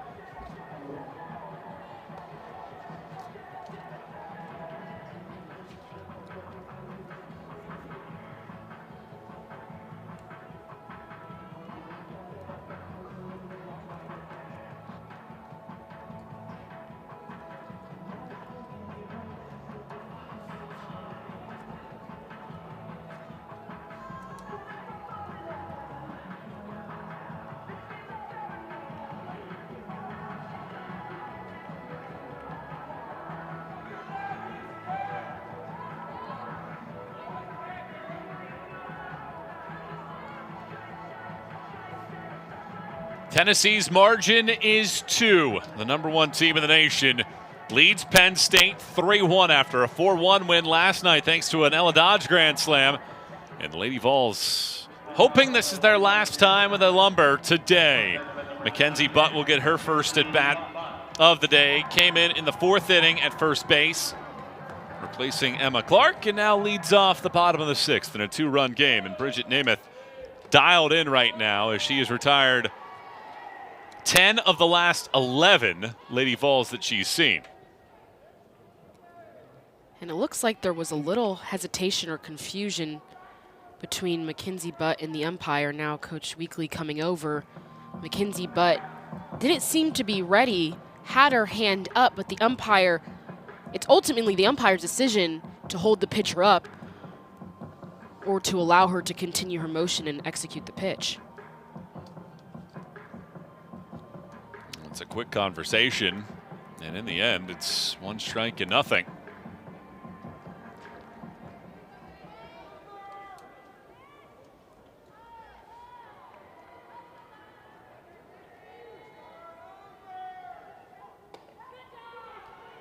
But takes off the plate here.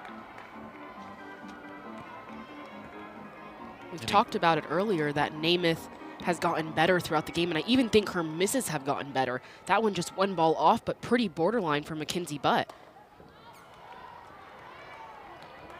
She was at 57 pitches through the first 2 innings and is closing in on now 100. Do you see the difference there? 17 pitches, 13 pitches. She has been significantly better in these last couple innings. The 1-2, but watches this one leak outside.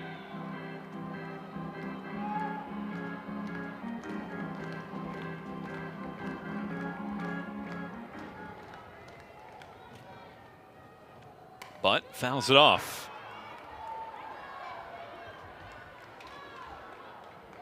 Going back to that pitch count, that's what All-Americans do. They get better throughout the game. So Namath just working her stuff, settling in against the #1 team in the country has been very impressive. But fouls this into the netting left-hand side.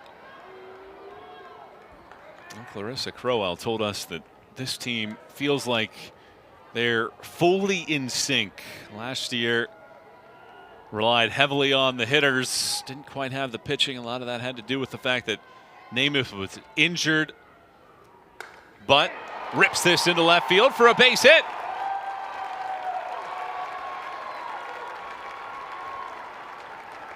A weird start to this at bat when Butt took a ball, thinking that she had the time from the umpire, but she settles in, grinds it out, and then keeps her hands inside of that drop ball, able to stay on a line, get her knee below the ball, and that's what you want to do on a drop ball, and firing her team up after that hit. Karen Weekly told us coming into the weekend that Butt is one of the best pinch hitters that she's seen. And coming in off the bench, playing first base, and now this being her first at-bat against Namath, haven't seen her. That was one of the best at-bats all game. Savia Morgan gets her first cuts of the weekend here. Started 59 games a season ago for that Women's College World Series team. Entered in left field in the 4th and bunts this ball foul as it just does trickle into foul ground.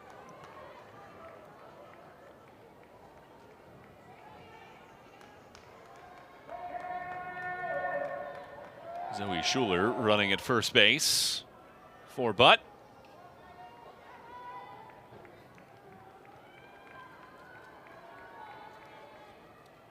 One strike pitch. Bunted out in front of the plate. It's perfect. Morgan hustles to first, but is thrown out as Sparbanente covers the throw from Seidel. Going back to that situational hitting that Coach Weekly told us that she wanted this team to be better at. Savia Morgan coming off the bench just like Mackenzie Butt before her, and just reading the defense, knowing that if she drops a bunt, she can move Zoe Schuler over to second base into scoring position. And Tennessee is going to bring in a pinch hitter here as well. It's going to be Meredith Barnhart, the freshman from Parker, Colorado, was the opening day starter as the designated player.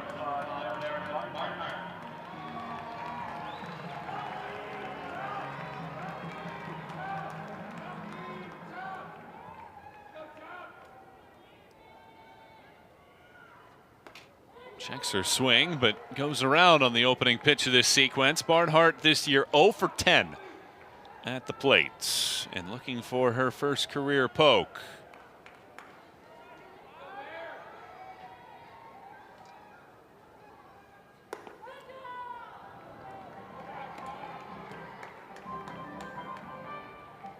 Tennessee looking to add some insurance. They got 1 run in the first on a bases loaded 2-out hit batter.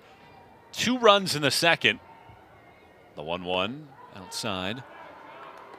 Came on a fielder's choice on a grounder to second base.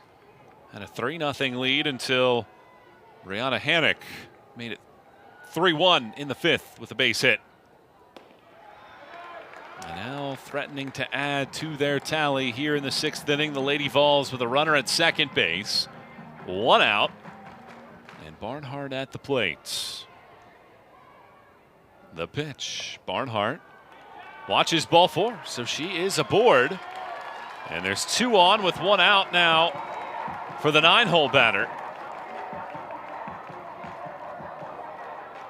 And it shows just how much depth this Tennessee team has, that 3 pinch at bats in this inning and 3 successful pinch at bats. Savia Morgan got that sac bunt down for the first out, but Meredith Barnhart coming in, taking a walk when she's given one, and then Mackenzie Butt starting it off. I can tell you, having played for Karen Weekly, that she is not impressed with her team of scoring early and not continuing to make adjustments and adding on more runs by dominating their process. So these pinch at bats, I know she's really happy about, that these girls that are coming off the bench have been focused, and that when their name is called, they are ready. McCall Sims is going to bat for Bella Few, the freshman who is the Tennessee 2A Miss Softball last season, a freshman from Martin, Tennessee. Has an RBI, has a couple walks, doesn't have an official at bat so far, however. And Rutan re-enters as she runs over at first base. 2 on, 1 out. And the first pitch in there for strike 1 from Namath. Trying to keep this at a 2-run margin. And the top of the lineup looming with Knight and her 3 hits on the day. Up next. Tennessee 0 for 5 in this game with runners in scoring position. 5 for 23 for the weekend. That'll certainly be a talking point. I like that swing from McCall Sims, knowing that you have runners on first and second.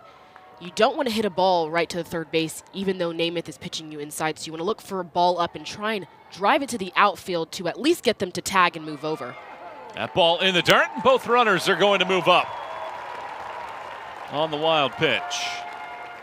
Heads up base running by this Tennessee offense, starting with Zoe Schuler at second base. As soon as she sees that ball in the dirt, you can see how her hips stay forward facing third base so she doesn't have to break down and restart. Makes it for an easy stolen base. Sims strikes out looking on a good pitch from the right-hander Namath. Namath continues to work that inside pitch, almost freezes McCall. It is pretty borderline, but if you're McCall and you know that she's been working that inside pitch, you almost want to think, I'm going to foul it off until she moves it a little bit more over the white. And Penn State's going to make a pitching change here as well. It is going to be a left-hander coming in relief for Clarissa Crowell. It's number 22, but they don't have a 22 on the roster. And I think it's going to be Brevin Kalapouris coming in, who pitched last night and gave up the grand slam to Ella Dodge.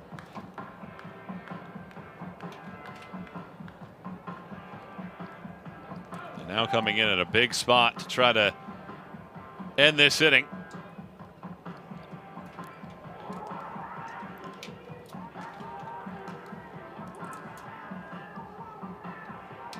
She'll face off against Sophia Knight. Kalapouris entered last night, and Knight had a bunt single against Kalapouris that started that inning, and the freshman enters. Hadn't given up a run in her last 14 innings of work until the grand slam from Dodge last night. And in a 3-1 game here in the 6th, Tennessee looking to add to this advantage and give some more pad to Carlin Pickens. Kalapouris starts Knight with a strike on the outer edge. An interesting choice by Coach Clarissa Crowell, going back to Kalapouris, who was hit hard yesterday.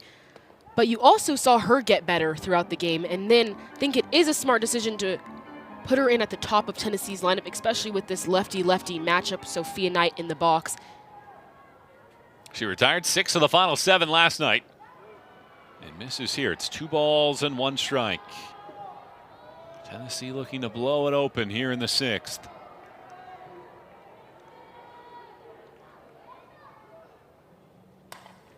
Knight fouls it off. It's 2-2.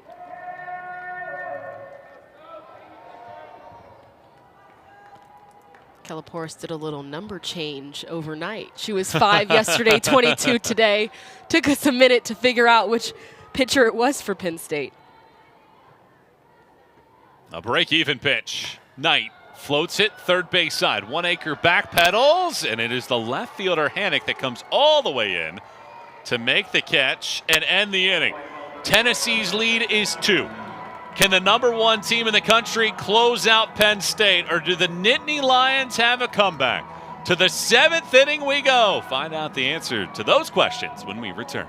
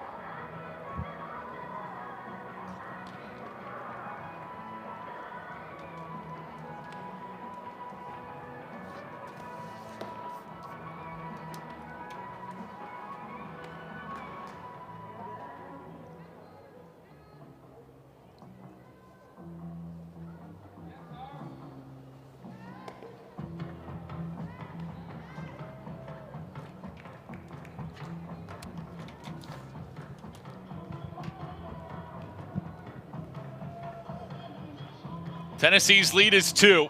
To the 7th inning we go. Penn State trailing by a pair. And here's a look at the top 10 in college softball right now. The Lady Volunteers, the #1 team in the country.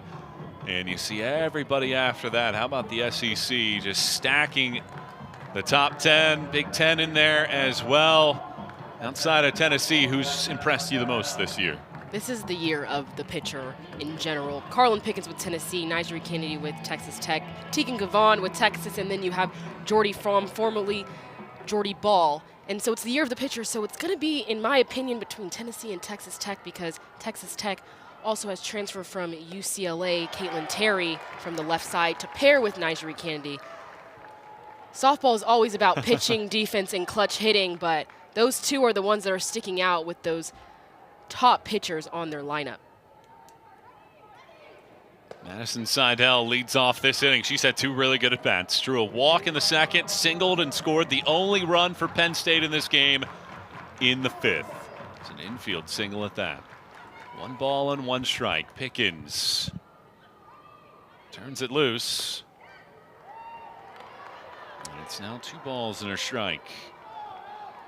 Mention the theme this year for Penn State of Rocky looking to bounce back when they get knocked down. Down by a pair. Seidel late on it. Slices it into the seats first base side. 2-2.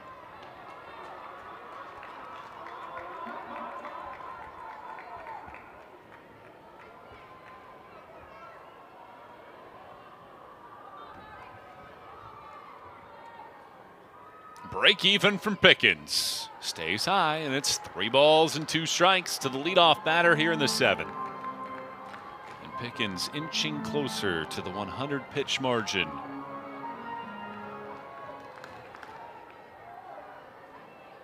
(3-2). Seidel dribbles it right back to Pickens. The All-American throws out Seidel, and it's 1 out here in the 7th. That was a great at-bat by Seidel to work the count, but ultimately Carlin Pickens just bearing down and continuing to hit spots. This one on the outside corner gets Seidel to roll over the top of it. And then, like I've been saying all weekend long, the PFP coming from Carlin Pickens. So now Kara Bonner takes strike 1. Penn State looking for base runners. Can they manufacture something here in the 7th inning and upend the top team in the nation? Pickens pitches. Bonner takes strike 2. And at this point of the game, when Carlin Pickens knows it's the 7th inning, she needs 3 outs, it's almost like her pace and her movement works even faster. Just missed outside. With the 0-2 pitch, now a ball and 2 strikes.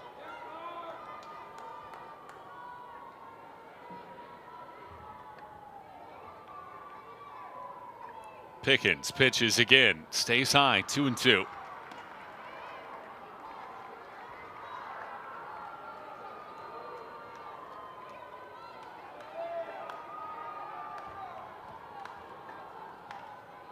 Pickens break even. Bonner lays off, and a great at bat cooking right now by the senior.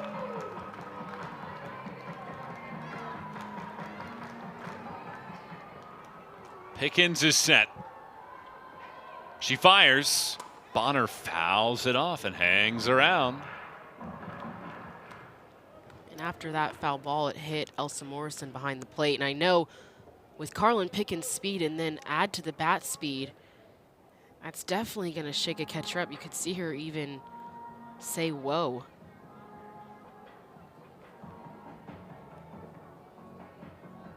Let's take a look at it. As soon as she foul tips it right at Morrison's mask, and then she kind of just sits down. It definitely shook her up right there.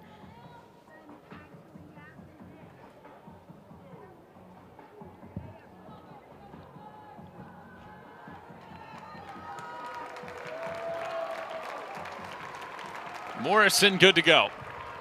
And this long at bat continues.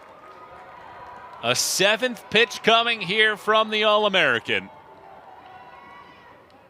Bonner takes strike 3 called. Carlin Pickens with her 8th punch out and 1 out away from capturing a win. Carlin Pickens just goes with what she knows best, and that's throwing fast and hard. This one over the heart of the plate, catches Bonner looking, but that's because she went up with that off-speed rise and then worked both corners, so it just froze Bonner right there. 2 outs, nobody on. And here is Hannick. RBI single is the lone run production for Penn State. And Pickens starts her with a pitch low.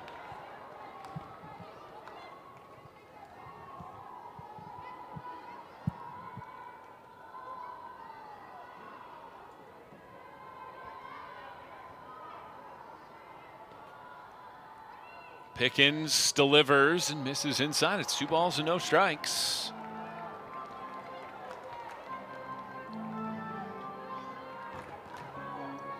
Penn State been in search of base runners.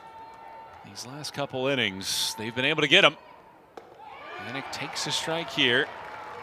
2-out walk in the second, a 1-out walk in the 4th. Then the leadoff single and the run production from Hannick in the 5th, and a leadoff single in the 6th. Pickens 2-1. Just misses up and away, and it's now 3-1, and she has been on 3-ball counts to every batter she's seen in this inning. Sometimes as a pitcher, when you can see the end of the tunnel, you know you just need 3 outs. You tend to overthrow a little bit, but veteran Carlin Pickens, she's got to work it a little bit over the plate and keep changing those speeds. But misses here, ball 4, and the tying run is going to come to the plate for Penn State here in the 7th.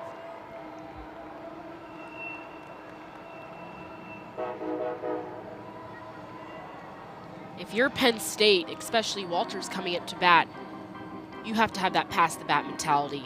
We mentioned earlier that Carlin Pickens doesn't give up the long ball much. And when you're down by 2, you just have to pass the bat and try and scratch 1 run across at a time, especially with 2 outs. It's got to be a base hit, so you've got to attack early and put a good barrel on the ball. A check swing strike to Walters, and now Karen Weekly will head out to the circle to have a word with Carlin Pickens. What's your insight on what she might be mentioning here? She's definitely saying, stay where you're at, we just need an out. Breathe. Carlin, give your team a chance to roll a ground ball. They might have had a little laugh just to calm everyone down, because when you're in the 7th inning and runners start to get on, that's when things start to speed up.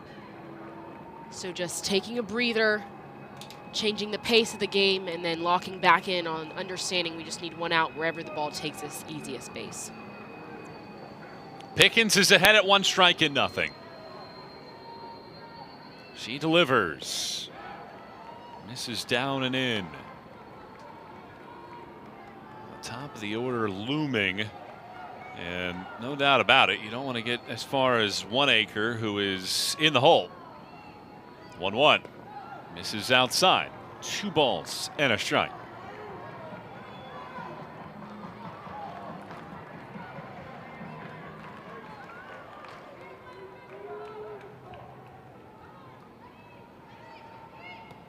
Swing and a miss. The pitch goes to the backstop, and that allows Hannick to take off for second base. But down to their final strike now, Penn State will have to see Walters put the ball in play.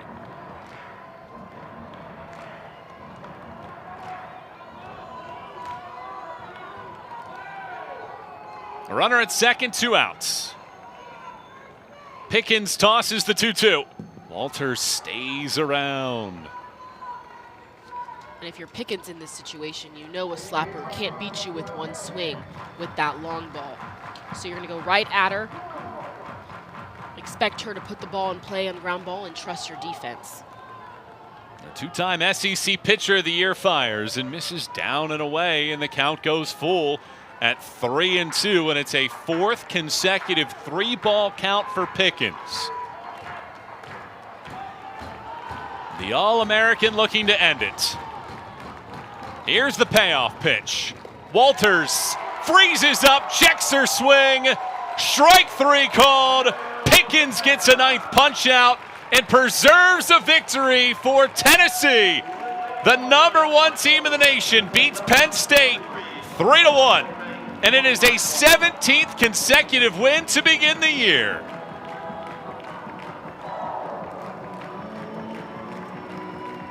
Carlin Pickens, that last strikeout, she knew it as soon as she pitched it. She didn't even do the Carlin Pickens fist bump that we've seen her do.